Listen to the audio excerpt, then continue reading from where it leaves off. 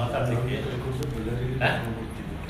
ನನಗೆ ತಾಳ್ಮೆ ಕೆಟ್ಟರೆ ಬಳ್ಳಾರಿಯೇ ಉಳಿಯಲ್ಲ ಅಂತ ಹೇಳಿದ್ರೆ, ಮತ್ತೆ ಬಳ್ಳಾರಿ ಜನರು ನೀವು ಓಟ್ ಹಾಕಿದ್ರಲ್ಲ, ಆ ಓಟ್ ಹಾಕಿದವ್ರನ್ನ ನಾವು ರಾಜಕಾರಣಿಗಳು ದೇವರು ಅಂತೀವಿ. ಡಾಕ್ಟರ್ ರಾಜ್ಕುಮಾರ್ ಹೇಳ್ತಿದ್ದಾರಲ್ಲ, ಅಭಿಮಾನಿ ದೇವರುಗಳು ಅಂತ. ಹಾಗೆ ನಮಗೆ ಓಟ್ ಹಾಕೋ ದೇವರುಗಳು, ಅವರನ್ನ ನೀವು ಈ ಕೀಳು ಮಟ್ಟದ ಮಾತಾಡ್ತೀರಲ್ಲ, ನಿಮಗೆ ಆ ಸ್ಥಾನಕ್ಕೆ ನೀವು ಯೋಗ್ಯರಿದ್ದೀರಾ? ಅಥವಾ ಯಾವ ಪಕ್ಷ ನಿಮಗೆ ಟಿಕೆಟ್ ಕೊಡ್ತೋ ಆ ಪಕ್ಷ ಇಂಥ ವ್ಯಕ್ತಿಯನ್ನ ಇಟ್ಕೊಳ್ಳಿಕ್ಕೆ ಯೋಗ್ಯ ಇದೆಯಾ? ಕಾಂಗ್ರೆಸ್ಗೆ ಏನಾದ್ರೂ ಒಂದು ಸ್ವಲ್ಪ ನೀತಿ ನಿಯಮಗಳು ಇದ್ದಿದ್ರು, ಮೊದಲು ಶಾಸಕನನ್ನ ಮೊದಲು ಸಸ್ಪೆಂಡ್ ಮಾಡಬೇಕಾಗಿತ್ತು, ಮಾಡಿಲ್ಲ. ಇರ್ಲಿ, ಗುಂಡು ನಿಮ್ಮದು, ಗನ್ನು ನಿಮ್ಮದು, ಗನ್ ಮ್ಯಾನ್ ನಿಮ್ಮದು, ಕಾರ್ಯಕರ್ತ ಸತ್ತೋದವರು, ಯಾರು ಹೊಡೆದ್ರು ನಿಮ್ಮವರು, ಜನ ಕರ್ಕೊಂಡು ಬಂದವರು ನಿಮ್ಮವರು. ನಿಮ್ಮದೇ ಕಾರ್ಯಕರ್ತ ನೀವೇ ಗುಂಡಾಕಿ ಸಾಯಿಸಿ FIR ಶ್ರೀರಾಮುಲು ನಮ್ಮ ರೆಡ್ಡಿ ಅವರ, ನಿಮಗೆ ಗೊತ್ತಿದೆ, ನೀವೇ ಕರ್ಕೊಂಡು ಬಂದ್ರಿ, ನೀವೇ ಎಲ್ಲ ಮಾಡಿ FIR ನಮ್ಮದು ತಿಳ್ಕೊಂಡಿದ್ದೀರಿ.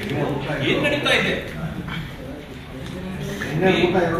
ಅದೇ ಗನ್ನು ಅವ್ರದೇ, ಗುಂಡು ಅವ್ರದೇ, ಹೊಡೆದಿದ್ದು ಅವರೇ, ಸಾಯಿಸಿದ್ದು ಅವರೇ, FIR ಬಂದು ನಮ್ಮ ಮೇಲೆ. ಈಗ ನಾಟಕದ ಅಂತ ನಮ್ಮ ಮೇಲೆ ಹೇಳುದ? ನಾವ್ ಹೇಳಿದ್ವಿ ಇಮಿಡಿಯೇಟ್ಲಿ ಯಾರು ಇದು ಮಾಡಿದ್ರು ಅವ್ರನ್ನ ಬಂಧಿಸ್ರಿ, MLA ಬಂಧಿಸ್ರಿ ಅಂತೇಳಿ. ಯಾರನ್ನು ಬಂಧಿಸಿದ್ರಿ ನೀವು? ಪೇಪರ್ ಅಲ್ಲಿ ಬರುತ್ತೆ, ಗನ್ನುಗಳನ್ನ ಬಂಧಿಸಲ್ರಿ. ಅಲ್ವೇನ್ರಿ ಹೊಡೆದಿದ್ದು?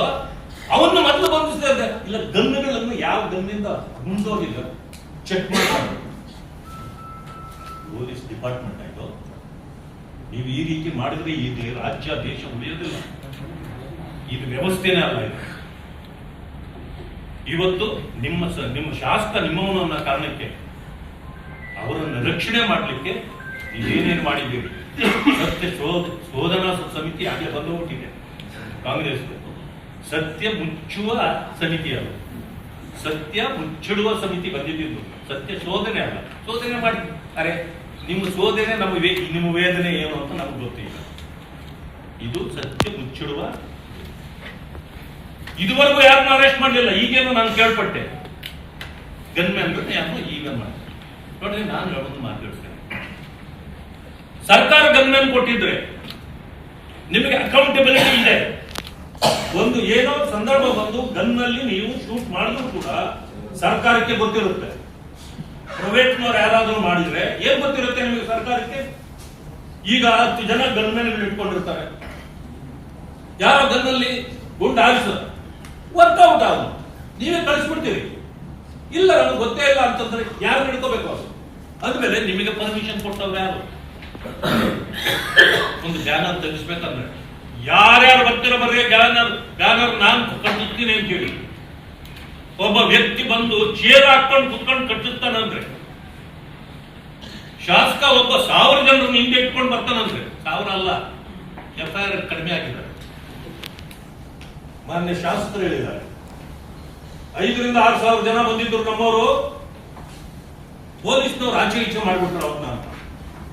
ಅವ್ರು ಸತ್ಯ ಹೇಳಿದ್ರೆ ಪೊಲೀಸ್ನವ್ರು ಯಾಕೆ 1,000 ಬರ್ಕೊಂಡವ್ರೆ?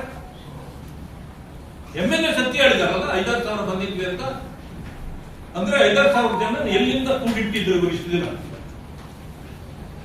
ಒಂದು ಬ್ಯಾನರ್ನ ವಿಷಯಕ್ಕೆ 5,000 ನಾನು ರೆಡಿ ಮಾಡ್ಕೊಂಡು ಬಂದಿದ್ದೆ ಅಂತ ನೀವು ಹೇಳಿಕೆ ಕೊಟ್ರೆ, ಇದು ಟಾರ್ಗೆಟ್ ಮಾಡ್ಲಿಕ್ಕೆ ಮಾಡಿದ್ರೆ ಏನ್ ಮಾಡಿದ್ರಿ? ಇಂಥ ಈ ಪ್ರಶ್ನೆಗಳು ಬಂದಿದೆ.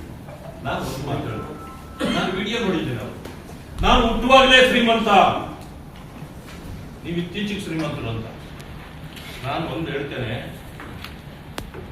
ನಾವು ಪ್ರಜಾಪ್ರಭುತ್ವ ವ್ಯವಸ್ಥೆಯಲ್ಲಿ ಹೃದಯ ಶ್ರೀಮಂತಿಕೆ ರಾಜಕಾರಣ ಮಾಡಬೇಕೇ ಹೊರತು,